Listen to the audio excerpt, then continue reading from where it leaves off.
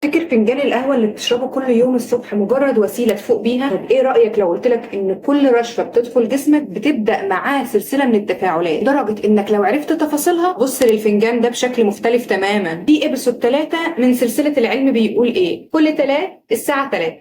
وخليني احكي لكم بقى القصه من اول. الناس بقى لها قرون بتشرب القهوه، يمكن اكتر سؤال بنتساله من زمان هل القهوه فعلا بتزود التركيز والانتباه ولا دي مجرد اشاعه، ولا احنا بس اللي متعودين على طعمها وتاثيرها؟ العلم بيقول ان الكافيين الماده الفعاله في القهوه واكتر ماده نفيسه الاستهلاك في العالم. هي ماده بتاثر على المخ والحاله المزاجيه، يسموها سايكو اكتيف سبستانس. ما بتشرب فنجان القهوه الكافيين بيدخل الدم، بيوصل للدماغ، يبدا يلعب لعبه في دماغنا ماده اسمها الادينوزين، والماده دي هي المسؤوله عن النعاس واحساسنا بالنوم. الكافيين بيتنقل ويروح يمسك مكان الادينوزين المستقبلات العصبيه بتاعه الادينوزين ريسبتور، ده بيخلي الاشارات اللي تقول لجسمك ارتاح تقف تماما. طب النتيجه انتباهك بيزيد، رد فعلك بيبقى اسرع، بتحس بطاقه ونشاط وحيويه، احيانا ده بيتحسن. بس خلي بالك مش كل الناس بتتاثر بنفس الطريقه، في متغيرات وراثيه بتحدد استجابتك للكافيين. الجين ده هو المسؤول عن تكسير الكافيين في الجسم. في جين تاني اسمه ادورا 2 a، ده لو عندك نسخه معينه منه ممكن الكافيين يسبب لك توتر وقلق، بدل ما يفوق عن اللي بيفوقك ممكن يخلي غيرك مش عارف ينام من كتر القلق. الدراسات الحديثه كمان بتقول ان استهلاك الكافيين يغير من الاتصال الوظيفي داخل المخ، وده تلاحظ في تصوير الدماغ عند ناس بيشربوا قهوه باستمرار